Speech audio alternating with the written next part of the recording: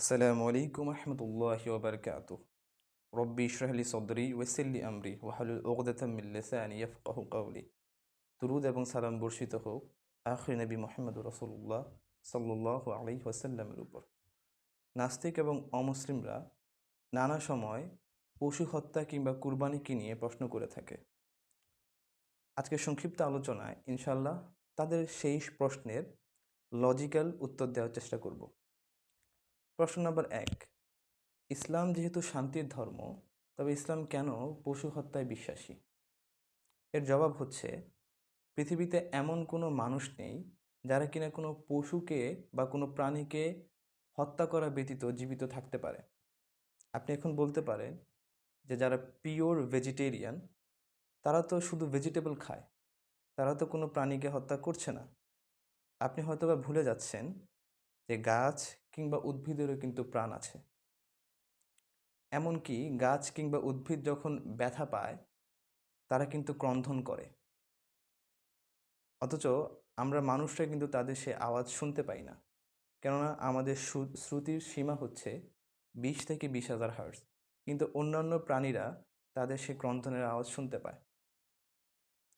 এখন আপনি বলতে পারেন যে আচ্ছা ঠিক আছে, ওদের প্রাণ আছে, ব্যথা পায়, বুঝলাম, কিন্তু ওরা তো চলাফেরা করতে পারে না। কিন্তু আপনারা তো যে প্রাণীকে হত্যা করেন তারা তো চলাফেরা করে।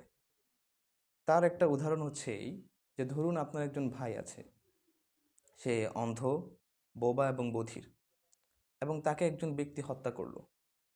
এখন কি আপনি বিচারকের কাছে গিয়ে বলবেন যে বিচারক সাহেব, যেহেতু আমার ভাই অন্ধ, বোবা এবং বধির ছিল, সেহেতু আমার ভাইয়ের হত্যাকারীকে আপনি ক্ষমা করে দেন?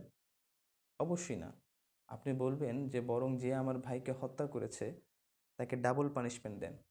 কেননা সে বিকলাঙ্গ ছিল আর সে ইনোসেন্ট ছিল, তাই যে আমার ভাইকে হত্যা করেছে তাকে ডাবল শাস্তি দেন। তো সেম লজিক এখানেও খাটে। অর্থাৎ পৃথিবীতে এমন কোনো মানুষ নেই যারা কোনো প্রাণকে হত্যা করা ব্যতীত জীবন ধারণ করতে পারবে। অর্থাৎ আপনাকে জীবন ধারণ করতে হলে অবশ্যই কোনো না কোনো প্রাণকে নিধন করতে হবে। এছাড়া আমরা যদি অ্যানালাইজ করি যে কেন আমাদের জন্য মাংস বা আমিষ প্রয়োজন, আমাদের শরীরে 20 প্রকার অ্যামাইনো অ্যাসিড আছে।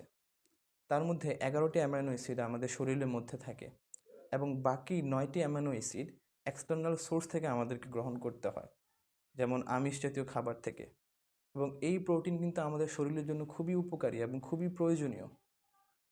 তাই এই 9টি অ্যামাইনো অ্যাসিড যদি আমরা অর্জন করতে চাই বা গ্রহণ করতে চাই, তবে অবশ্যই আমাদেরকে আমিষের দ্বারস্থ হতে হবে। এই তো গেল প্রথম প্রশ্ন। এখন আসি দ্বিতীয় প্রশ্নে, যে ইসলাম কেন নিষ্ঠুরভাবে একটা পশুকে হত্যা করে, অর্থাৎ আমরা ইসলামিক পদ্ধতিতে যেভাবে জবাই করি, কেন এভাবে নিষ্ঠুরভাবে জবাই করা হয়?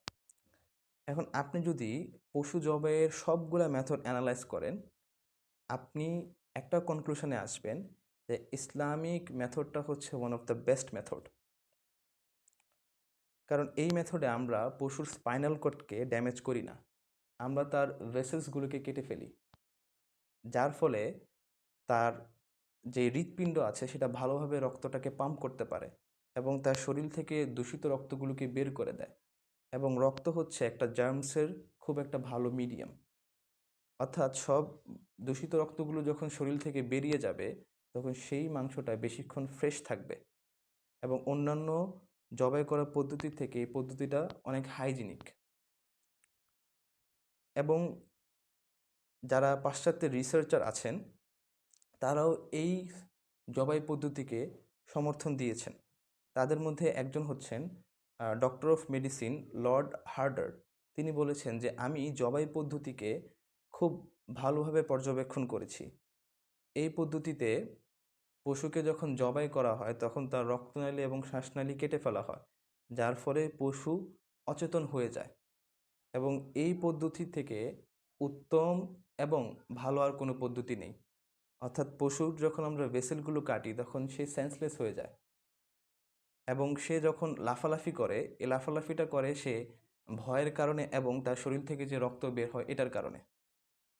এবং অন্যান্য আরও রিসার্চার, যেমন যুক্তরাজ্যের ন্যাশনাল ইনস্টিটিউশন অফ মেডিকেল রিসার্চের একজন পরিচালক, তিনিও এটাকে সমর্থন দিয়েছেন। অর্থাৎ এক কথায় বলা যায় যে এই ইসলামিক স্লটার মেথড হচ্ছে one of the best method. তো এই ছিল আজকের সংক্ষিপ্ত আলোচনা। সবাই ভালো থাকবেন, সুস্থ থাকবেন। আসসালামু আলাইকুম রহমতুল্লাহ।